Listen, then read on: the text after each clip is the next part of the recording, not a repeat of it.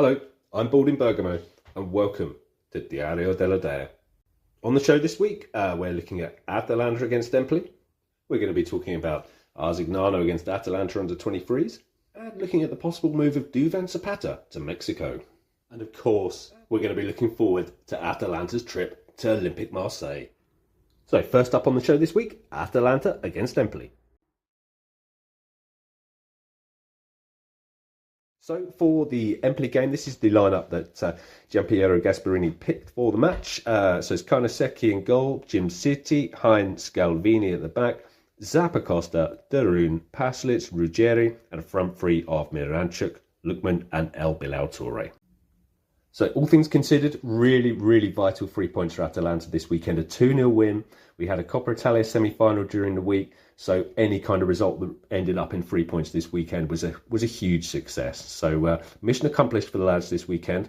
And Paslic and Lukman again on the score sheet. And that means Mario Paslic has now got 5 goals, 5 assists in Serie A this season.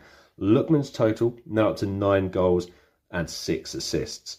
And considering the way we used the squad and the changes that we made to the lineup with Thursday in mind, those two guys really produced the goods.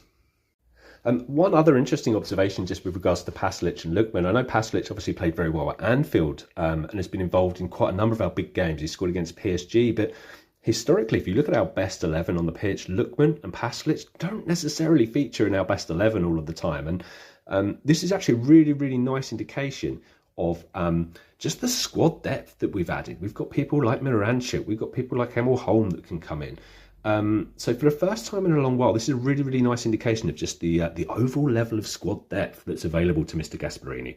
And just finally on Atalanta against Empoli, one thing we always do well as a club is pay respect and look after people here at Atalanta. And at the weekend, we had the Federico Pisani's mum and the father of Alessandro Medali in attendance. And as you can see by the image posted by Atalanta, they were really well looked after. So lovely to see them.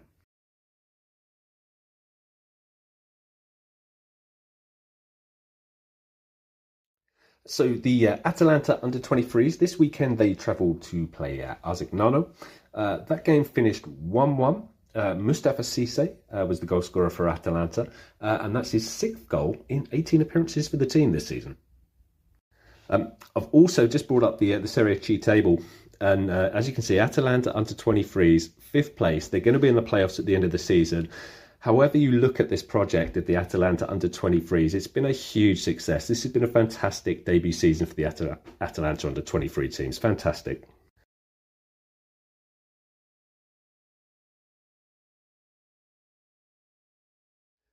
So Fabrizio Romano, while we were playing Empoli over the weekend, did report potential bit of interest in Duvan from Mexican side Cruz Azul, who potentially prepared to offer 14 million euro to lure the Colombian forward to Mexico.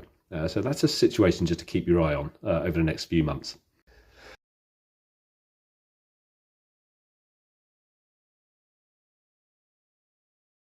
So next up for Atalanta, as you can see, Europa League semi-final and our trip to Marseille. And I think I speak for all of us when I say we're all looking forward to this one.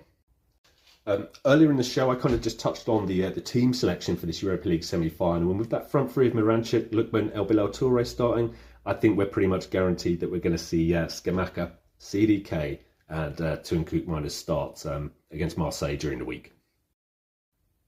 And with a little bit of team news dealt with, the image that you're now looking at is our venue for Thursday. This is the Stade Velodrome in Marseille.